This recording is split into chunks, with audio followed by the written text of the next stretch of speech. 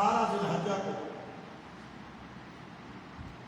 خلیفہ سوم، داماد رسول، خلیفہ رسول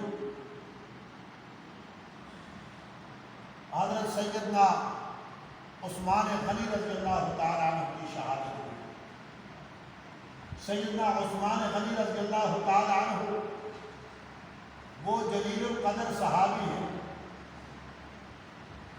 کہ پوری تاریخ انسانیت میں، تاریخ اسلام میں کسی صحابی کو یہ شرف حاصل نہیں ہوا جو سیدنا عثمان غنی رضی اللہ تعالیٰ عنہ کو ملا۔ پوری تاریخ انبیاء میں دیکھیں، کسی نبی نے اپنی 2 بیٹی کسی ایک آدمی کی عقد میں نہیں دی۔ حضرت عثمان غنی رضی اللہ تعالی عنہ وہ جلیل القدر صحابی ہیں کہ آقا دو عالم صلی اللہ علیہ وسلم نے یکے بعد دیگرے اپنی 2 بیٹیاں سیدنا عثمان غنی رضی اللہ تعالی عنہ کے نہ صرف نکاح میں دی، بلکہ آقا دو عالم صلی اللہ علیہ وسلم نے اپنی زبان نبوت سے یہ اعلان فرمایا کہ عثمان اگر میری 40 بیٹیاں بھی ہوتی تو میں یکے بعد دیگر تیرے ہی نکاح کرتا۔ یہ وہ جلیل القدر صحابی ہے جو آقا دو عالم صلی اللہ علیہ وسلم کے عظیم جانثار ہیں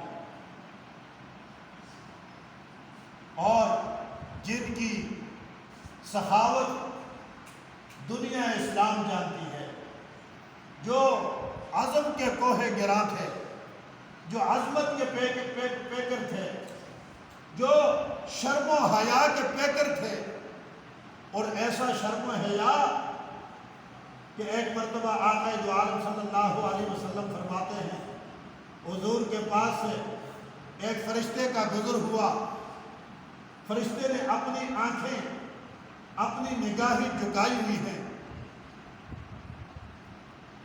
آقا دو عالم صلی اللہ علیہ وسلم نے فرشتے سے پوچھا کہ کیوں آنکھیں جھکائی ہوئی ہیں؟ فرمایا یا رسول اللہ صلی اللہ علیہ وسلم، آپ کا صحابی، آپ کا داماد سیدنا عثمان غنی رضی اللہ تعالیٰ عنہ کے پاس سے گزر کر آیا ہوں، حضرت عثمان غنی کو دیکھ کر مجھے حیا آتا۔ اللہ اکبر! اللہ کے فرشتے بھی جس شخص سے حیا کریں اس کا نام عثمان ہے۔ یہ عثمان غنی رضی اللہ تعالیٰ عنہ بہت بڑے مالدار تھے، لیکن جن لوگوں نے اپنا سب کچھ اللہ کے نام پہ قربان کر دیا، مال اور دولت ملی، لیکن اپنا سب کچھ اپنے رب کے حکم پر، آقا دو عالم صلی اللہ علیہ وسلم کے دین پر خرچ کر دیا۔ حضرت عثمان غنی رضی اللہ تعالیٰ عنہ مسجد میں تشریف فرما ہے، غزوہ تبوک کا اعلان ہوا، آقا دو عالم صلی اللہ علیہ وسلم نے فرمایا میرے صحابہ آج کون کون اپنا مال اللہ کی راہ میں خرچ کرے گا؟ فرمایا مجاہدین اسلام کے لیے 100 اونٹ ضرورت ہے، کون اعلان کرتا ہے میں اس کے لیے جنت کا اعلان کر دوں؟ حضور نے دائیں جانب دیکھا، حضرت عثمان غنی رضی اللہ تعالیٰ عنہ کھڑے ہوئے، فرمایا یا رسول اللہ صلی اللہ علیہ وسلم 100 اونٹ مال سے لدا ہوا اللہ کے راستے میں قربان کرنے کا اعلان کرتا ہے۔ فرمایا عثمان بیٹھ گئے، پھر حضور نے سامنے والوں کو مخاطب کیا، فرمایا بھائی آپ میں سے کون ہے جو 100 اونٹ مزید اللہ کی راہ میں خرچ کرنے کا اعلان کرے؟ حضرت عثمان ادھر سے اٹھے سامنے آ گئے، کھڑے ہوئے، فرمایا یا رسول اللہ صلی اللہ علیہ وسلم میں 100 اونٹ مزید اللہ کی راہ میں خرچ کرنے کا اعلان کرتا ہوں۔ فرمایا عثمان اللہ کی سخاوت کو قبول فرمائے، بیٹھ جائیے۔ حضور نے بائیں جانب والوں کو مخاطب فرمایا، حضرت عثمان غنی سامنے سے اٹھے، بائیں جانب آ کر بیٹھ گئے۔ حضور نے مزید 100 اونٹ کا جو ہے مطالبہ فرمایا، حضرت عثمان ادھر سے کھڑے ہوئے، مزید فرمایا کہ یا رسول اللہ صلی اللہ علیہ وسلم میں اللہ کی راہ میں مزید 100 اونٹ اللہ کی راہ میں دینے کے لیے تیار ہوں۔ روایتوں میں آتا ہے 350 اونٹ، اور بعض روایتوں میں آتا ہے 450 اونٹ، 50 گھوڑے غزوہ تبوک کے موقع پر آقا دو عالم صلی اللہ علیہ وسلم کی خدمت میں پیش ہے۔ اتنا بڑا مرتبہ، اتنا بڑا سخی کہ جس نے اپنا سب کچھ اللہ کے راستے میں قربان کر دیا، اس کا نام عثمان ہے۔ ایک مرتبہ آقا دو عالم صلی اللہ علیہ وسلم کے دربار میں ایک آدمی آیا، اس نے آ کر اپنی ضرورت پیش کی، یا رسول اللہ میں ضرورت مند ہوں، میری مدد فرمائیے۔ آقا دو عالم صلی اللہ علیہ وسلم نے فرمایا میرے عثمان کے پاس جا کر میرا پیغام دو، وہ تمہاری مدد کرے، تمہاری ضرورت کو پورا کر دے۔ یہ صحابی اٹھے، حضرت عثمان غنی رضی اللہ تعالیٰ عنہ کے دروازے پہ چلے گئے۔ شام کا وقت ہے، تو اس آدمی نے جب دروازے پر دستک دینے لگا تو اندر سے کچھ سخت قسم کی آواز آ رہی تھی۔ ایسے محسوس ہو رہا تھا جیسے کوئی اہل خانہ، کوئی گھر کا اپنی گھر والیوں کو ڈانٹ رہا ہے کہ چراغ میں تیل زیادہ کیوں ڈالا ہے، اور یہ دوسرا چراغ کیوں جلایا ہوا ہے، ایک سے گزارا ہو سکتا ہے۔ یہ اندر سے آواز آ رہی ہے۔ اب یہ آدمی کہتا ہے کہ میں نے جب اندر کی یہ آوازیں سنی تو میں حیران ہو گیا، پریشان بھی ہو گیا کہ یار جو اپنے گھر والوں کے ساتھ، اپنے اہل و عیال کے ساتھ چراغ پہ جھگڑ رہا ہے کہ ایک چراغ سے کام چل سکتا ہے تو دو کیوں جلائے ہیں، یہ میری کیا مدد کرے؟ حضور نے مجھے کہاں بھیج دیا؟ کہتا ہے میرے دل میں خیال آیا کہ واپس پلٹ جاؤ، یہاں سے کیا ملے گا؟ میں 2 قدم پیچھے ہٹا، پھر دل میں خیال آیا کہ یار مجھے حضور نے بھیجا ہے، پتہ تو کرنا چاہیے۔ یہ سوچ کر کہ مجھے حضور نے بھیجا ہے، میں نے دروازے پر دستک دی، اندر سے ایک شخصیت نمودار ہوئی۔ میں نے چہرے کو دیکھا، چمکتا ہوا چہرہ تھا۔ سلام کیا، سلام دعا کے بعد مجھے پوچھنے لگے جی کون ہو؟ میں نے اپنا تعارف کروایا، مطلب پوچھا۔ میں نے کہا مجھے اللہ کے رسول صلی اللہ علیہ وسلم نے آپ کے پاس بھیجا ہے، میری کچھ ضرورت ہے، اگر آپ اس کو پورا فرما دیں۔ فرمایا اچھا۔ مجھے اندر لے کے ایک کمرے میں بٹھایا، اندر سے واپس آئے تو 2 تھیلے اشرفیوں کے بھرے ہوئے میرے حوالے کیے۔ میں ان تھیلوں کی طرف دیکھ رہا تھا اور ان کے چہرے کی طرف بھی دیکھ رہا تھا، یار یہ تو وہی آدمی ہے جس کی آواز اندر سے آ رہی تھی کہ چراغ 2 کیوں جلائے ہیں، اور یہ اتنی بڑی اشرفیاں یہ میرے حوالے کر رہا ہے۔ تو اس آدمی کی آنکھوں میں سوال سیدنا عثمان غنی نے جان لیا۔ پوچھا بھائی کیوں پریشان ہو، اور چاہیے؟ فرمایا نہیں، مجھے اور تو نہیں چاہیے، جو آپ نے مجھے اتنی دے دی ہے یہ میری ضرورت کو پورا کرنے سے بھی زیادہ ہے۔ تو فرمایا پھر کیوں پریشان ہے؟ اس نے کہا ایک سوال دل میں آ رہا ہے، اگر آپ ناراض نہ ہو تو پوچھوں۔ فرمایا پوچھو۔ کہا میں دروازے پر دستک دینے سے پہلے آواز آ رہی تھی کہ 2 چراغ کیوں جلائے ہیں، چراغ میں تیل زیادہ کیوں ڈالا ہے، یہ ایک سے بھی گزارا چل سکتا ہے۔ تو گھر میں اتنی کنجوسی اور مجھے دینے میں اتنی بڑی سخاوت. اللہ اکبر. سیدنا عثمان غنی رضی اللہ تعالیٰ عنہ نے عظیم جملہ ارشاد فرمایا.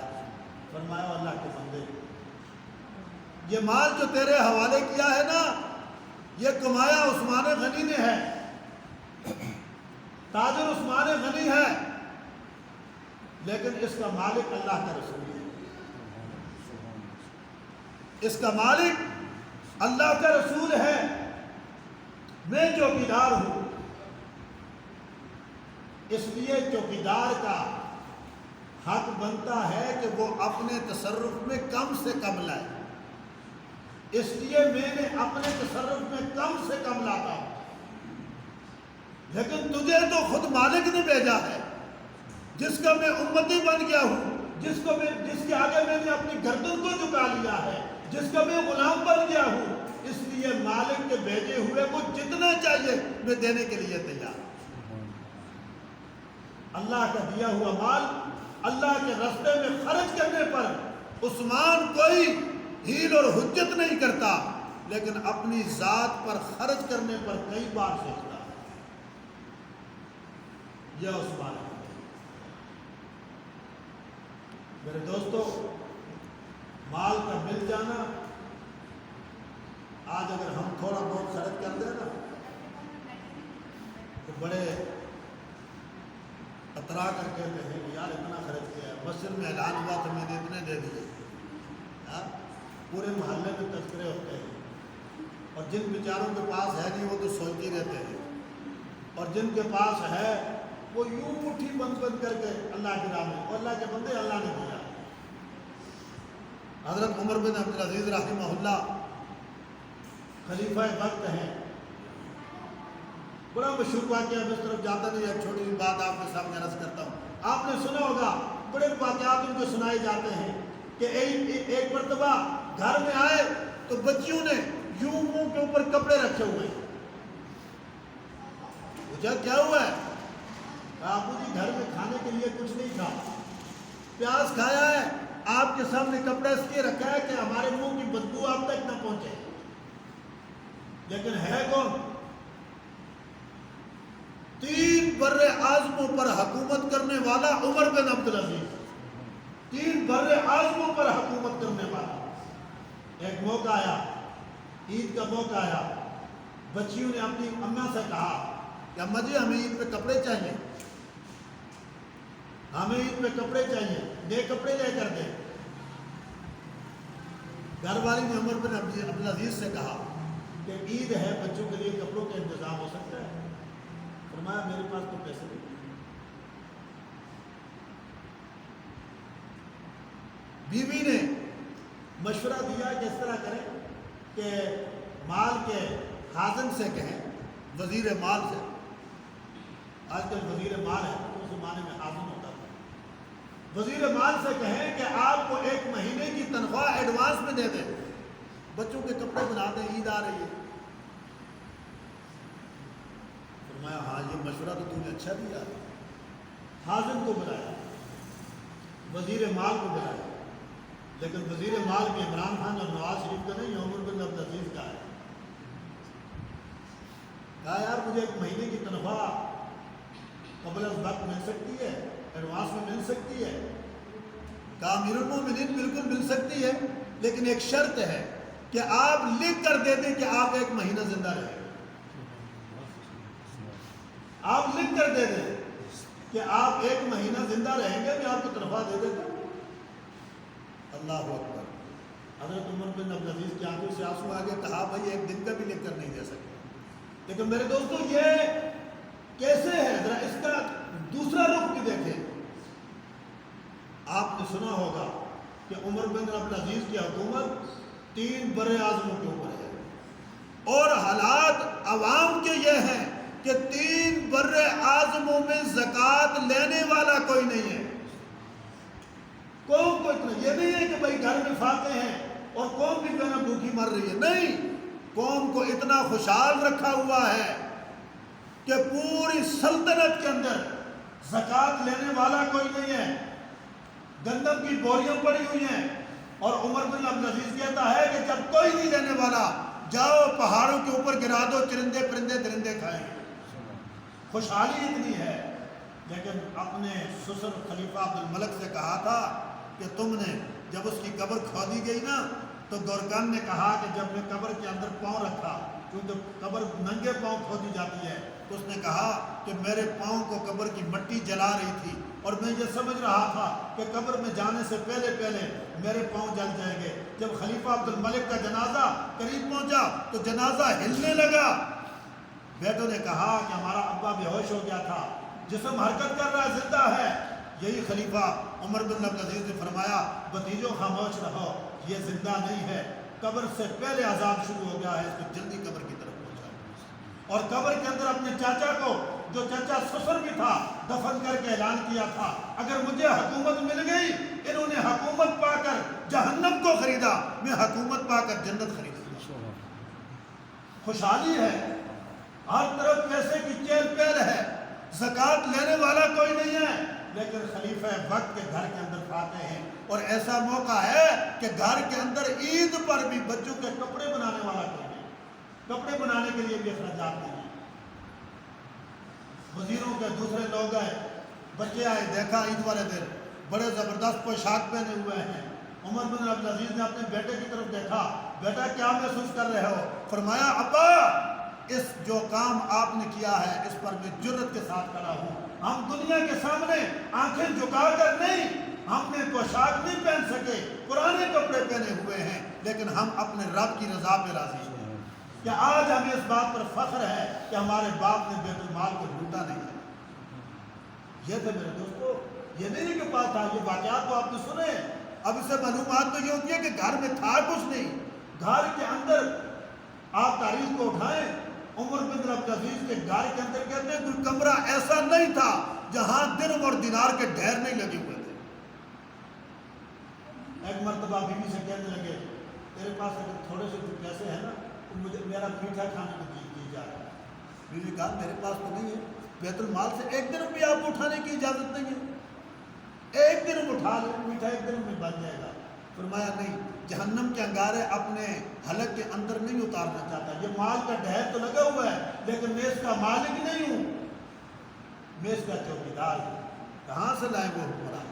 باہر میرے دوستوں عرض کرنے کا مطلب یہ تھا کہ خوشحالی تھی، لیکن اپنا جو وظیفہ مقرر کیا خلیفہ وقت، آج تو بہت ہے نا مدینہ کی ریاست بنانے والے، تو مدینہ کی ریاست بنانے والوں، مدینہ کی ریاست بنانے والے وہ تھے سیدنا ابو بکر صدیق کے تخت خلافت پر مسند پر بیٹھے۔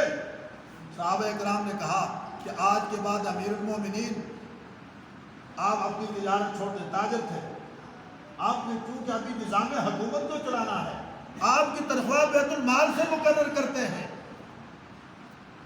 فرمایا اچھا، سارے صحابہ بیٹھے، کہا ٹھیک ہے۔ جب تنخواہ مقرر کرنے کا وقت آیا تو حضرت ابو بکر صدیق نے فرمایا کہ میں اپنی تنخواہ خود تجویز کروں گا، آپ لوگ نہیں کرو گے؟ فرمایا امیر المومنین بتائیے، آج مدینہ کی ریاست کا خلیفہ کہتا ہے 2 لاکھ میں میرا گزارا نہیں ہے، 7 لاکھ لے رہا ہے، اور ادھر قوم کو کہہ رہا ہے تم 15,000 میں مرتے ہو، یہ جیتو مجھے کیا، اور ہے کیا ریاست مدینہ؟ اور ریاست مدینہ والے آؤ، ریاست مدینہ کہاں سے اٹھی؟ ابو بکر صدیق رضی اللہ تعالیٰ نے فرماتے ہیں میری تنخواہ ایک مزدور کی اجرت کے برابر ہوگی۔ کتنی ہوگی؟ ایک مزدور کی جتنی اجرت ہے اتنی خلیفہ وقت کی تنخواہ ہوگی۔ صحابہ کرام حیران ہوئے، انہوں نے کہا امیر المومنین کیسے گزارا ہوگا؟ فرمایا دیکھوں گا، اگر گزارا نہ ہوا تو مزدور کی تنخواہ بڑھا دوں گا۔ یہ نہیں کہا کہ اپنی بڑھا دوں گا، میرا کچن 2 لاکھ میں نہیں چلتا۔ فرمایا اگر گزارا نہ ہوا تو پھر مزدور کی تنخواہ بڑھاؤں گا، کیونکہ میں حاکم وقت ہوں، میرا کام ہے رعایا کی دیکھ بھال کرنا، میری ذمہ داری ہے۔ تو میرے دوستو یہ حضرت عثمان غنی ہے رضی اللہ تعالیٰ۔ آقا دو عالم صلی اللہ علیہ وسلم نے، وقت مختصر ہے، جمعے کا وقت تو دس پر بات نہیں ہو سکتی، تو عجیب و غریب ان کی صحابت کے ایسے حالات ہیں۔ مدینہ کے اندر جب مسلمان آئے، ایک کنواں ہے بئر روما، یہودی کے قبضے میں، آقا دو عالم صلی اللہ علیہ وسلم کے پاس صحابہ آتے ہیں، یا رسول اللہ پانی بڑا مہنگا مل رہا ہے۔ یہودی آج بھی پوری دنیا کی معاشیت کو یہودیت نے اپنے قبضے میں لوگ کہتے ہیں کہ بھائی یہ ہر چیز کے پیچھے یہودی جیسے، ہر چیز کے پیچھے، آپ کے پانی سے لے کر ہر چیز تک پوری دنیا کی معاشیت کو دیکھیں۔ آپ دودھ بھینس سے نکالتے ہیں، اس کو مشروب بنا دیا، جو ڈبے میں پیک ہو کر آتا ہے، اس کو ٹی وی پر اس کی اتنے فضائل بیان کیے کہ آپ وہ ڈبے کا دودھ پینے کے لیے تیار ہیں۔ پتہ نہیں کہاں وہ بنایا گیا ہے، کیا ملایا گیا ہے، کیسے پیک کیا گیا ہے، لیکن اس کے اوپر آپ کی تسلی ہے کیونکہ ٹرینڈ بن گیا ہے۔ اس کے اوپر آپ کی تسلی ہے جو آپ نے بھینس سے تازہ دودھ نکالا ہے، اب اس کو اس کے اندر شک ڈالنا ہے۔ لوگ کہتے ہیں نہیں اس کو یہ کھلا دودھ چھوڑو، یہ ڈبے والا لاؤ، یہ فلان کمپنی کا لاؤ۔ یہ جتنی اس وقت آپ کے اسٹوروں پر چیزیں پڑی ہوئی ہیں، اس کو آپ کیونکہ آج جدید دور آ گیا ہے، آپ اس کو گوگل پہ سرچ کریں تو ہر چیز کے پیچھے یہودی کھڑا ہے، اور یہ یہودیوں کی چال اول دن سے ہے۔ مسلمان پانی مہنگا ملتا ہے، صحابہ کرام پریشان ہیں۔ آقا دو عالم صلی اللہ علیہ وسلم نے فرمایا کون ہے جو اس کنویں کو خرید کر مسلمانوں کے لیے چھوڑ دے، میں اس کے ساتھ جنت کا وعدہ کرتا ہوں کہ رب کائنات جنت میں اس کے لیے نہر جاری فرمائے۔ حضرت عثمان غنی رضی اللہ تعالیٰ عنہ نے کہا یا رسول اللہ اس خدمت کے لیے میں حاضر ہوں۔ یہودی کے پاس گئے، کہا یار کنواں میرے اوپر بیچ دو۔ کہا نہیں آپ کے اوپر بیچ دو، کیسے بیچ دو؟ نہیں بیچتا۔ کہا منہ مانگی قیمت مانگ۔ اس نے کہا نہیں بیچتا۔ حضرت عثمان غنی رضی اللہ تعالیٰ عنہ واپس آ گئے، حضور سے ملاقات ہوئی۔ عثمان کیا ہوا؟ فرمایا یا رسول اللہ بیچتا تو نہیں ہے لیکن میں خریدوں گا۔ اللہ اکبر، میں خریدوں گا۔ عثمان کیسے خریدے گا؟ فرمایا یا رسول اللہ آپ دعا فرمائیں میں خریدوں گا۔ دوسرے دن پھر یہودی کے پاس، یہودی کو جا کر کہا کہ یار ایسا کر، اگر پورا نہیں بیچتا آدھا بیچتا۔